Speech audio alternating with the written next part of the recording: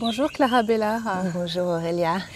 Alors on est ici au village des Pruniers. Donc c'est un centre de pleine conscience qui a été fondé par Thich Nhat Hanh, hein, c'est ça. Et donc tu nous accueilles là dans ce cadre qui est vraiment magnifique pour nous parler de ton parcours. Tu es réalisatrice du film Être et devenir, hein, qui est un film qui est sorti il y a combien de temps En mai 2014 en France. D'accord. Donc film que j'ai vu déjà plusieurs fois, qui est extraordinaire sur comment offrir un espace de liberté à nos enfants pour qu'ils puissent expérimenter au-delà de l'école, apprendre avec l'école de la vie. C'est un petit peu le message. Peut-être que ça viendra dans le cours de notre conversation. J'avais envie que tu nous parles de ton parcours d'entrepreneur. Et quand je t'ai demandé si tu te sentais être entrepreneuse, tu m'as dit non, je suis une artiste.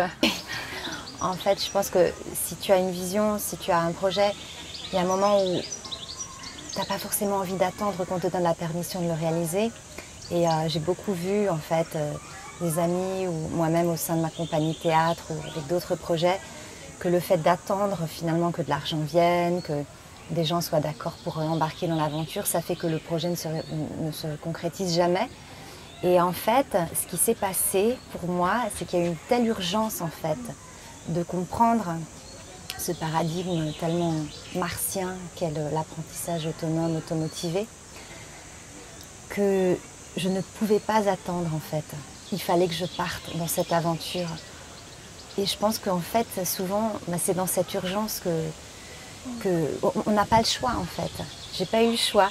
Donc, je suis partie avec une caméra entrée de gamme du semi-pro, tu vois.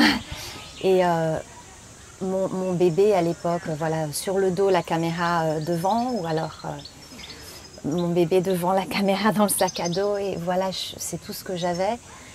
Heureusement, mon compagnon qui est parti dans l'aventure avec moi, et donc ce qui fait que quand j'étais devant la caméra, il pouvait être derrière la caméra, avec le bébé dans le dos. Et quand j'étais derrière la caméra, il pouvait être avec notre fils.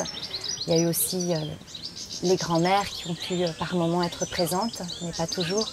Donc voilà, c'était vraiment de la débrouille et puis c'était partir à l'aventure. Donc je l'ai fait surtout au départ pour moi, c'était ma quête.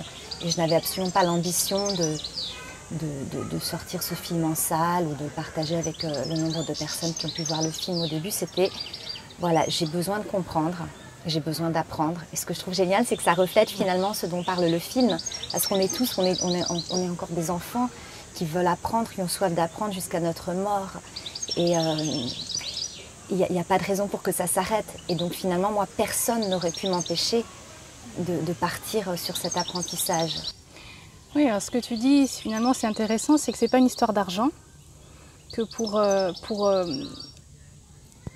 suivre cet élan de vie, ce que tu as appelé cette urgence, quand c'est là, tu y vas coûte que coûte. À un moment donné, peut-être que la question de l'argent s'est quand même posée. Est-ce que tu peux nous dire comment ça s'est présenté pour toi et puis que tu nous parles de la production de ce film? Ok, donc pour ce qui est du tournage, il s'est étalé sur 2 ans justement parce qu'il n'y avait pas de budget. Et mon compagnon et moi, on travaille dans différents pays avec différentes casquettes. Et donc quand je savais que l'un de nous aurait un projet n'ayant rien à voir avec ce film dans un certain pays, j'essayais d'organiser des rencontres autour de ça. Et donc je me préparais à l'avance pour avoir des contacts, des personnes qui accepteraient d'être interviewées. Ou si on allait quelque part, peut-être qu'à mi-chemin, il y aurait un arrêt pour rencontrer certaines personnes. C'est pour ça que ça s'est étalé sur 2 ans. Ce qui a aussi permis de fil en aiguille de faire des rencontres que je n'aurais pas pu faire si ça avait été une période plus courte. Donc voilà, le tournage c'était vraiment avec des bouts de ficelle. Et d'ailleurs voilà, c'est pour ça que techniquement c'est loin d'être parfait et c'est ce que c'est. Voilà, le message passe quand même. Voilà, en tout cas, voilà pour le tournage. Ensuite, pour la post-production, je me suis rendu compte très vite qu'avec 100 heures de rush, voire plus, parce qu'on avait aussi toutes les vidéos d'archives familiales, en particulier de la famille Tavaler, la famille canadienne en Angleterre, et de la famille Aldort sur l'île d'Orcas, dans l'État de Washington. Il y avait beaucoup d'heures d'archives merveilleuses des enfants quand ils étaient petits, qui sont maintenant de jeunes adultes. on va dire, je sais pas, peut-être 120 heures de rush. Je me rendais compte que pour un documentaire où tout est possible, on pouvait faire des milliers de films différents avec ça. Et que moi, ce n'est pas mon métier, le montage. C'est sûr que je pouvais trafiquer quelque chose, mais je souhaitais vraiment faire au mieux. Donc c'est là que j'ai contacté une monteuse professionnelle pour laquelle j'ai beaucoup d'admiration, Joëlle Van Efanter, qui a monté plus de 100 films, en particulier 3 Costa Gavras, et dont la sensibilité me touche profondément. Je la connaissais complètement dans un autre contexte parce qu'elle avait essayé de monter un film qui demandait beaucoup d'argent en tant que réalisatrice, et elle me demandait de jouer le premier rôle. Et hélas, justement, pour les raisons dont on parlait tout à l'heure, parce que ce n'est pas quelque chose qu'elle pouvait porter seule sur ses épaules, c'était un film de fiction qui demandait un certain budget. Le film ne s'est jamais fait, mais on était donc en contact pour ce projet depuis des années. Et je lui ai demandé de me soutenir sur ça. Quand elle est venue et qu'elle a commencé à voir des rushs, alors qu'elle s'était engagée à travailler pour une somme très modique et en participation par amitié pour moi et parce qu'elle croyait en ce projet, quand elle a commencé à voir les rushs, je pense qu'elle a eu un moment de panique où elle m'a dit, on avait parlé de 10 semaines avec 1 000 € par semaine en participation. Et quand elle a vu de quoi il s'agissait, de la complexité du sujet et de finalement même si elle m'avait demandé de dérocher pendant des mois, tous les jours, prendre des notes pour savoir où aller, etc. Elle m'a dit, écoute, je ne vais pas pouvoir faire ça toute seule. Il faut qu'on trouve une jeune monteuse, un jeune monteur qui pourra être là à temps complet. Et moi, je viendrai 1 ou 2 fois par semaine, gracieusement. Au final, bien sûr, elle a reçu quelque chose en participation quand le film est sorti en salle. Mais elle a offert de venir nous soutenir, de finalement épauler et former une jeune monteuse. Elle avait quelqu'un en tête et ça s'est avéré être vraiment la personne juste, donc Fanny Mongrol Fasanino, qui c'était assez intéressant parce que finalement il y avait 3 générations, Fanny qui avait 20 ans, moi 40 et presque, et Joël plutôt autour de 60. Et il y avait comme ça un triangle féminin où les sensibilités se rejoignaient, ça permettait de faire rebondir les idées. Et par contre, Fanny avait besoin d'être payée. Et c'est là que le premier vrai problème s'est posé. Parce qu'elle avait un loyer et qu'elle ne pouvait pas se permettre de travailler parce que finalement on s'était rendu compte qu'il s'agissait de longs mois de travail et non plus de quelques semaines. Donc là, il a fallu trouver une solution et j'ai réussi à avoir un prêt, non pas bancaire parce que je ne l'aurais jamais obtenu en tant qu'artiste, mais par ma famille et des amis aussi qui m'ont soutenue. Et voilà, tout ça en prêt pour pouvoir rémunérer Fanny. Et donc, je suis très reconnaissante, mais il faut dire que j'étais tellement enflammée que ça devait être difficile de ne pas croire en ce projet de par ma passion en fait. Mais encore une fois, il n'y avait aucune garantie de résultat au final. Donc c'était quand même difficile aussi pour des personnes extérieures d'y croire et d'entrer en participation. Ensuite, il y a eu la question du son, parce que c'est encore un autre métier. Et on avait d'abord pensé à avoir de la musique dans le film et un ami pianiste contemporain qui fait des improvisations extraordinaires, Jay Gottlieb, un Américain qui vit en France, avait accepté de composer la bande sonore en participation, ce qui était génial. Et alors quand on a enregistré, on s'est rendu compte au montage avec Fanny que le film rejetait violemment la musique parce qu'il y avait déjà beaucoup de musique dans le film, parce que certains des protagonistes sont musiciens, la musique faisait partie des vies de certains membres de la famille. Il y avait aussi beaucoup de sons d'enfants et c'est là qu'on s'est rendu compte qu'il nous fallait un génial monteur et mixeur son.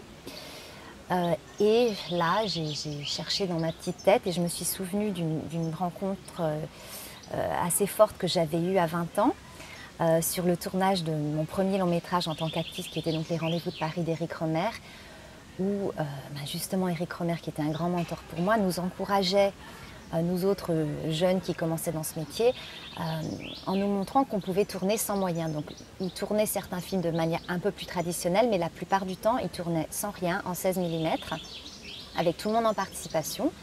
Et l'équipe technique, c'était donc lui, ça, chef-op, caméraman, donc le travelling par exemple, je me souviens au marché, c'était une chaise roulante sur laquelle elle était assise et qu'il poussait lui. On recouvrait la caméra avec un manteau entre les prises pour ne pas attirer les regards. La personne qui s'occupait de la régie, de la production, qui gardait les sacs au café, qui préparait les pâtes à midi, Françoise Etchegaray. Et enfin, le monteur, mixeur son, qui prenait le son pendant le tournage. Donc ça, c'était Pascal Ribier. Je ne l'avais pas vu depuis 15 ans. Je l'ai contacté et il a accepté d'entrer en participation pour le mixage et le montage son. Donc ça a été vraiment très crucial. Qu'est-ce que tu appelles entrer en participation? En fait, travailler gratuitement et n'être rémunéré qu'une fois que le film aurait des revenus. Donc évidemment, pour moi, c'était évident que avant de rembourser quoi que ce soit de personnel, je souhaitais rémunérer les personnes qui étaient en participation. Mais ce qui était encore une fois très touchant, c'est qu'il ne m'a même pas, j'ai demandé plusieurs fois quels sont tes honoraires normaux, etc.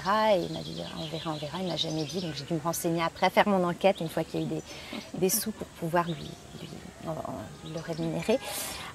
Et donc il a fait un travail colossal où en fait il a travaillé sur des sons de la nature et d'enfants. Et c'est ça finalement la bande sonore du film. Et c'est très très très précieux. Donc, je pense qu'on ne s'en rend pas compte, c'est fait avec tellement de finesse. Non, parfois on voit des photos qui défilent de familles, par exemple en Angleterre, dans des moments de transition. Et on entend des petits sons comme voilà, ces petits sons qu'on entend actuellement des oiseaux, des enfants au loin. Et voilà, ça n'a l'air de rien, mais c'est un énorme travail. Donc oui, c'est pas toujours facile parce qu'on peut avoir l'impression, c'est difficile pour certaines personnes de demander sans cesse des faveurs. Mais là, j'étais portée par une vraie nécessité en fait. Et je pense que ce qui s'est passé aussi, c'est qu'il y a eu un moment où je me suis sentie responsable. Parce qu'au départ, j'étais curieuse. C'était pas du tout que je voulais faire passer un message puisque je ne connaissais pas tout ça et j'étais plutôt sidérée. Et puis une fois que j'ai rencontré cette joie chez les jeunes, mais aussi chez les aînés, cette aisance, cette flexibilité, cette confiance en soi, je me suis dit, waouh, il y a quelque chose à partager. Je me rendais compte que tout le monde pensait que c'était illégal de ne pas scolariser, en France en tout cas, alors que ça ne l'était pas. Je me suis dit, il y a un problème d'information. Et je me suis dit, voilà, il y a quand même beaucoup de personnes en souffrance qui ne savent pas qu'il y a cette possibilité. Donc à ce moment-là, c'est devenu, non pas du militantisme, mais une espèce de croisade pour que l'information soit partagée. Et je me suis rendu compte que c'était même pas la peine d'essayer d'obtenir des préventes de télévision. Enfin, j'ai essayé, mais c'était tellement politiquement incorrect. Voilà, j'étais seule. Et ensuite, avec toutes ces personnes qui ont eu la gentillesse de nous suivre. J'ai deux questions qui me viennent. Alors, dans tout ce que tu dis, je sens qu'à un moment donné, tu es passé de l'individuel au collectif. Je suis curieuse et j'apprends à travers ce que j'entreprends. Et tout d'un coup, je me rends compte que ce que je porte, c'est plus grand que moi. Donc j'ai envie de porter quelque chose au niveau du collectif. Tu as parlé beaucoup de tes ressources familiales, que ce soit financières, mais aussi techniques, des compétences, des gens qui étaient dans ta famille d'artistes, on va dire, des gens que tu connaissais, qui t'ont permis de rendre ça possible aussi. Donc il y a cette notion de communauté qui est importante. Ici, on se trouve dans un endroit qui est aussi un endroit de communauté. Est-ce que c'est un lien pour toi avec la spiritualité? Tu sais que Dream Horse, c'est le magazine de l'entrepreneuriat et de la spiritualité. Comment toi, tu définirais la spiritualité que tu as envie de diffuser ou de vivre, de porter? Oui, parce que je reviens sur ce que tu disais. En fait, tu dis ma famille, mais en fait, ça devient une famille élargie de personnes qui se soutiennent. Donc, famille au sens vraiment très large, parce que je pense aussi à l'étalonnage, donc qui est une étape que je ne savais pas qu'elle était essentielle, et elle l'était, surtout si tu comptes passer un film sur grand écran. Et là, je ne connaissais personne, donc j'ai pu trouver quelqu'un qui, lui aussi, il avait besoin d'avoir un certain minimum pour son temps, mais il a accepté de mettre la moitié de son salaire en participation. Donc, encore une fois, voilà, ça devient un membre de ta famille, pour toujours. Ouais. Et encore une fois, la confiance, sans contrat, personne ne m'a demandé de contrat. Et j'étais presque étonnée parce que je me dis, mais pourquoi ils me font confiance? Enfin, à quel titre? Mais je pense que voilà, on sent qu'il y a de la pureté, que les intentions sont nobles et qu'il ne s'agit pas d'exploiter qui que ce soit. Je pense que ça se sent et c'est quelque chose voilà, qui est intuitif. Donc, c'est une question un peu difficile à définir la spiritualité. Tu n'as pas une autre question? Il n'y a pas de mauvaise réponse et ce que tu dis aujourd'hui peut être différent demain. C'est à l'instant présent. Oui, je n'ai pas de définition de... Oui, c'est peut-être pas de définition le mot. Qu'est-ce qui te vient, toi, quand on parle de spiritualité? À quoi tu penses? D'être vraiment présent, d'être vraiment à l'écoute de soi-même et de tout ce qu'il y a autour des autres. Travailler sur soi, grandir, lâcher prise, mettre de côté l'ego. Mais c'est tellement énorme ce qu'il y a dans ce mot que c'est très intimidant. Merci d'avoir déjà partagé quelques mots. Est-ce que tu peux nous partager quel a été le déclencheur? Enfin, est-ce qu'il y a eu quelque chose de fort pour que Être et Devenir devienne un tel succès? Ou est-ce que ça s'est fait dans le temps? Qu'est-ce qui a permis la diffusion aussi en salle? Est-ce qu'il y a eu un basculement à un moment donné? Ok, alors... évidemment, tout nous a surprise en fait, j'ai envie de dire. Ça a été beaucoup de travail. En fait, ce qui s'est passé, c'est qu'au début, quand il y a eu un produit fini, bien sûr, ce que j'ai pensé faire, qui était assez évident, c'était de trouver un distributeur.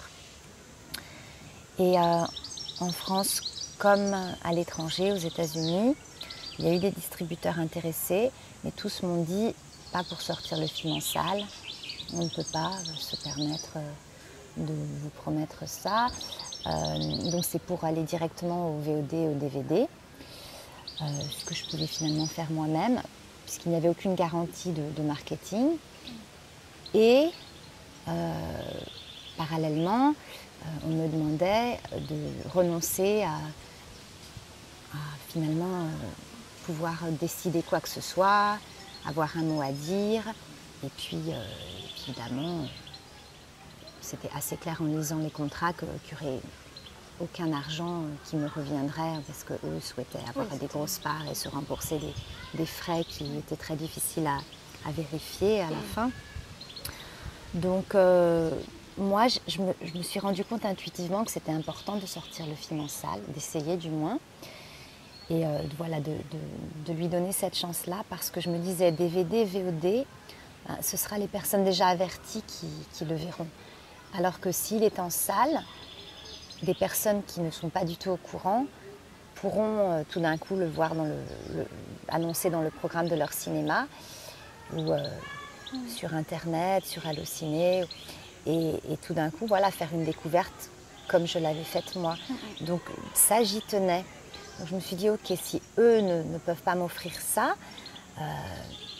alors ce qui s'est passé, c'est qu'il y a eu une rencontre encore avec une personne vraiment merveilleuse de générosité, Guy, qui était la personne qui nous a fait passer au format DCP, qui est le format pour passer sur grand écran dans une salle de cinéma.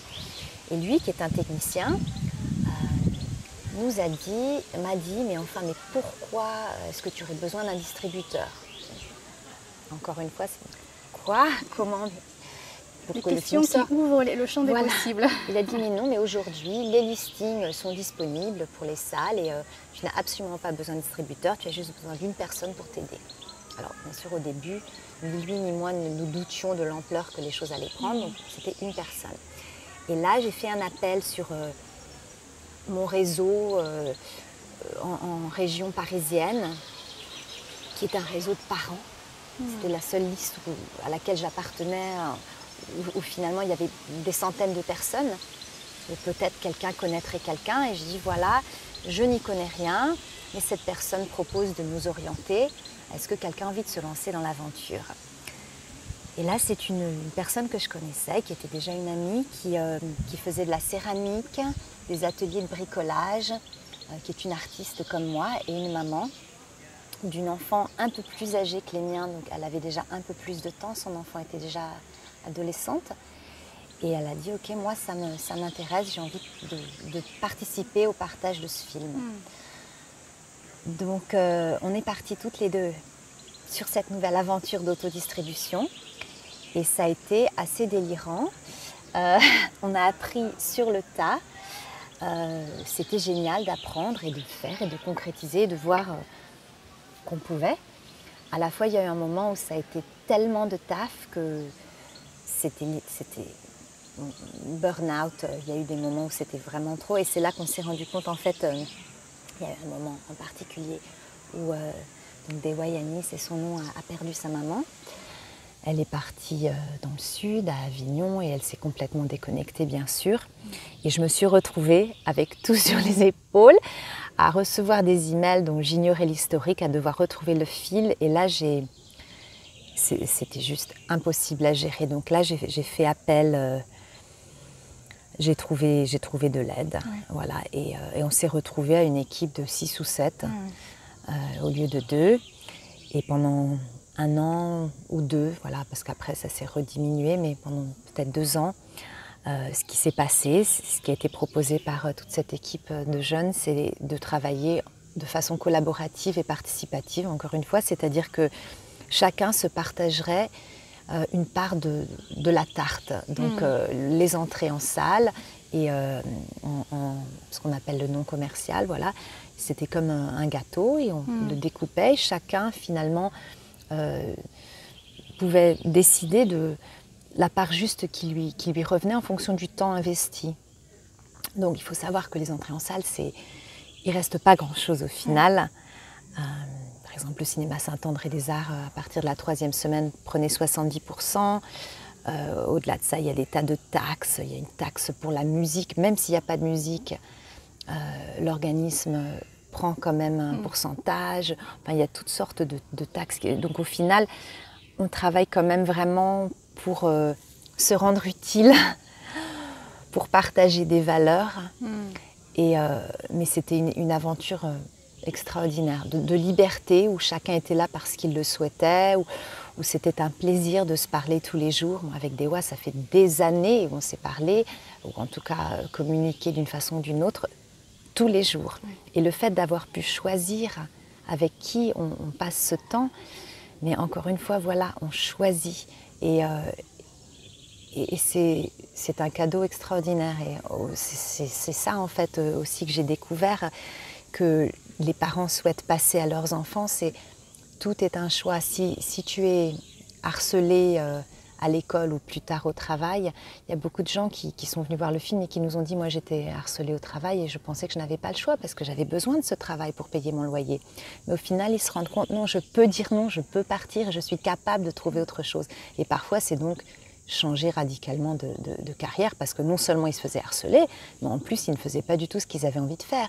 Et donc tout d'un coup, c'est vivre avec la moitié, voire moins encore, de ce qu'on gagnait, mais dépenser beaucoup moins, et puis retrouver sa liberté et son libre arbitre. Donc c'est énorme.